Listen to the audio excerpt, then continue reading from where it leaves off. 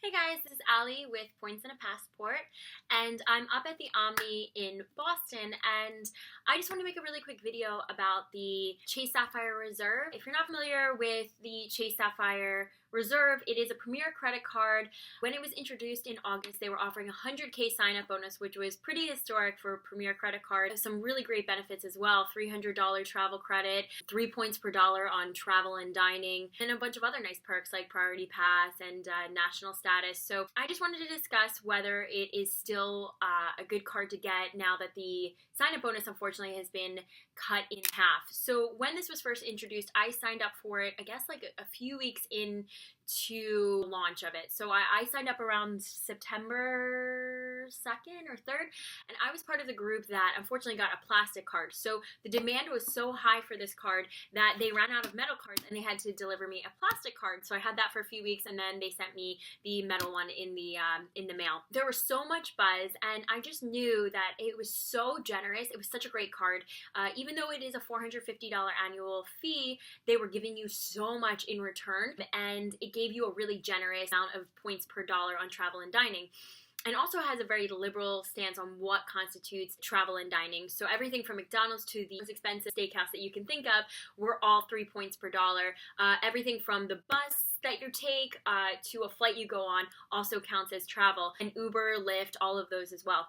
So because there's so much that they were giving you, it was just inevitable that they were going to have to change something, and I assumed that it was going to be the sign-up bonus, and a few weeks ago they announced that they would be slashing the sign-up bonus in half, so now it's 50K sign-up instead of 100K. So the question I've been getting is it still worth paying for? Is it still worth getting this premier credit card? I want to say two things. I'm not being paid by Chase. I am not endorsed by Chase. I am not in any way affiliated with Chase, so this is just my personal opinion. This is how I feel about the credit card. And the second thing I want to say is you still do have time to sign up for the 100K sign-up bonus if you live near a Chase bank. You can go in person until March 12th and sign up, and if you do it that way, you will get the 100K sign-up bonus. The question I've been getting is this credit card still worth it? And my answer is a resounding yes. It is still worth it in so many ways because this is such an amazing credit card. One of the reasons why I think this credit card is still worth it is 50K can get you a first class ticket. It can get you 2 round-trip tickets in the United States to Hawaii. So there are a lot of benefits from having 50K points. That is a lot of points. But the other really great benefit is the $300 travel credit.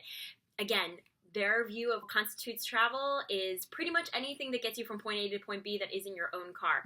So Uber, Lyft, bus tickets, train tickets, subways, and then of course any flights that you take. I went through my $300 just in Ubers and Lyfts alone in like 2 weeks.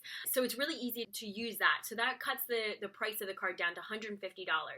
And if you've never had a premier credit card or you don't have TSA PreCheck or Global Entry, you're going to get a $100 credit toward that. My advice, sign up for the Global Entry because then you automatically get TSA PreCheck. The other way around, it doesn't work that way, and you're going to get $100.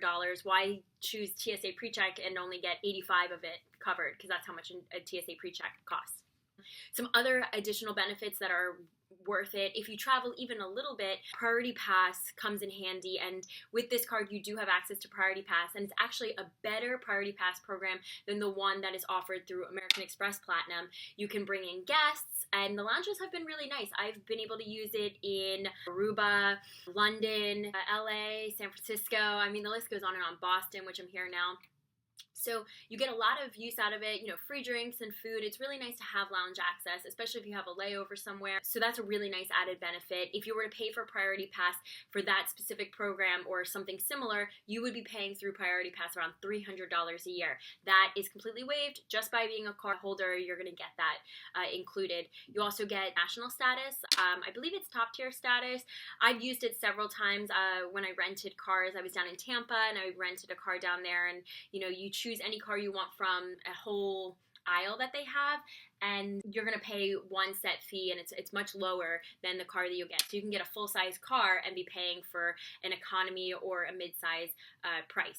And then obviously this is the part that I really love about it. It's 3 points per dollar on travel and dining, and Chase has such a liberal view of what constitutes travel.